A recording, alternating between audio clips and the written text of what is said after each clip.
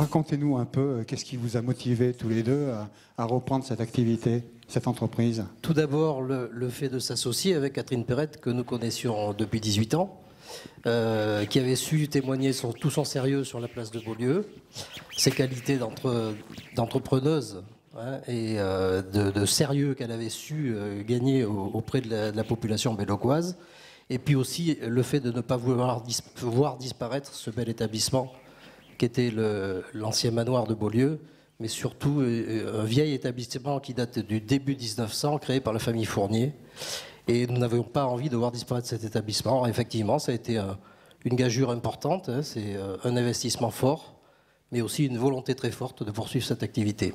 Alors aujourd'hui, vous êtes combien finalement à travailler sur les deux entreprises, hein, parce que les deux vont de pair? 14 d'un côté, 8 de l'autre, oui. À l'année. Et en saison, beaucoup plus, une quinzaine de personnes en plus, de contrats à durée déterminée. Quelques jeunes, 4 apprentis en cuisine, plus un travailleur en difficulté intellectuelle.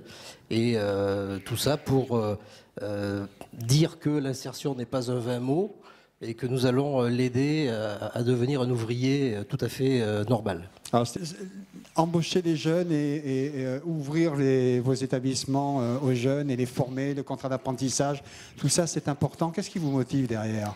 Et simplement, je pense au fond, la transmission de ce beau métier de la restauration. Sont des métiers qui ont pu être galvaudés par le passé, mais à qui il faut redonner de la noblesse, simplement, et aider les jeunes à revenir vers ce milieu artisanal qui a été un peu délaissé par le passé. Nous espérons développer l'activité de manière à pérenniser les emplois sur place, oui. Une fois qu'ils auront bien intégré le fonctionnement de la maison, pourquoi ne pas les conserver? Donc, je suis originaire d'un petit village corrézien qui s'appelle Mercœur.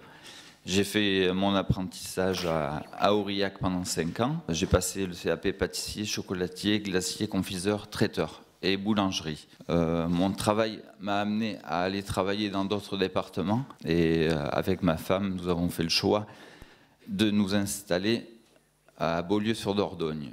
De reprendre une entreprise, pour nous, était un défi. Bon, ça a été un changement au niveau de notre vie. C'est vrai que ça empiète un petit peu sur la vie privée. Et bon, c'est un choix. Alors là, j'ai été contacté par un membre de ma famille qui habite sur la commune d'Altillac, qui m'a évoqué donc la vente de la pâtisserie de Monsieur Lachaise. Et de ce coup-là, nous avons décidé de rentrer en contact avec Monsieur Lachaise pour reprendre son activité, son entreprise.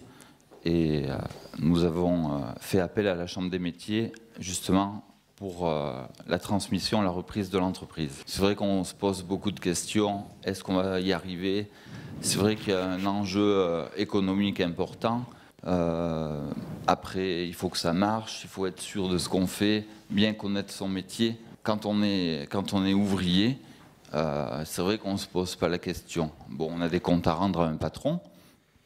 On fait nos 35 ou 40 heures. Bon, c'est vrai que j'étais essentiellement formé pour faire de la fabrication, du rendement. Et du coup, il a fallu s'adapter à la gestion, au stock, enfin à tout ce qui touche l'extérieur de notre travail. Nous sommes restés 15 jours donc en binôme avec Monsieur Lachaise pour justement la transmission.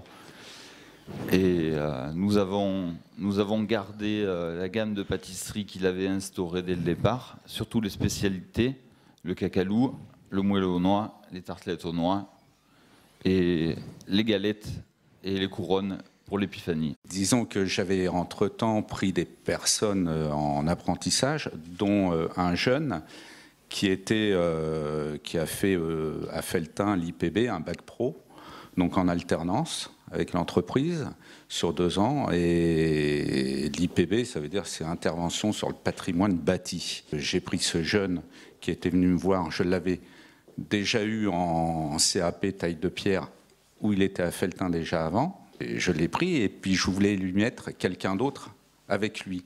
Mais ce n'était pas dans le sens de la reprise de l'entreprise. Je souhaite qu'il reprenne l'entreprise, mais je pense qu'à 22 ans, le contrat génération en reprise, c'est trop jeune. Je pense qu'il faudrait le prolonger pour une reprise sur des personnes qui ont déjà une certaine expérience, parce que c'est pas évident à 22 ans de dire on va faire un contrat de génération pour une reprise. Dans un premier temps, j'ai préféré embaucher une autre personne plus âgée avec de l'expérience, parce que je recherche l'expérience pour le mettre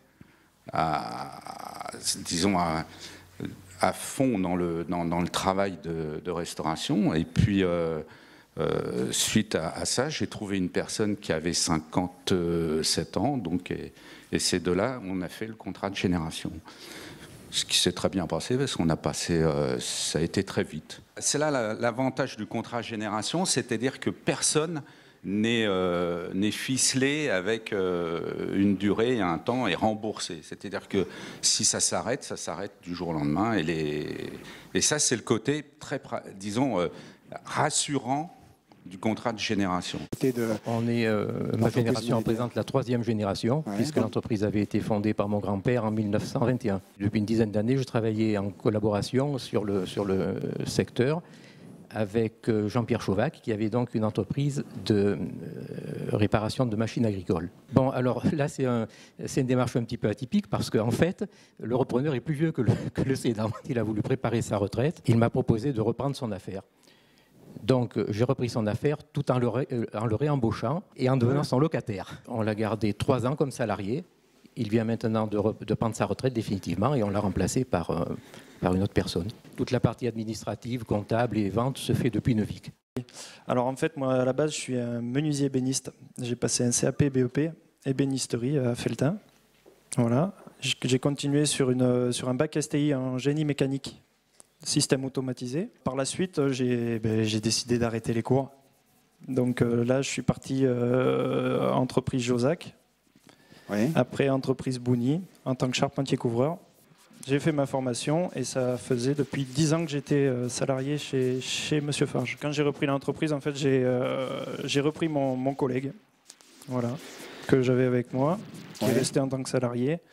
Et vu la masse de travail qu'on avait, qui était assez conséquente, il a fallu que je rembauche quelqu'un qui était, il y a 8 ans de ça, qui était mon apprenti, voilà, qui était au CFA et que j'ai eu en apprentissage.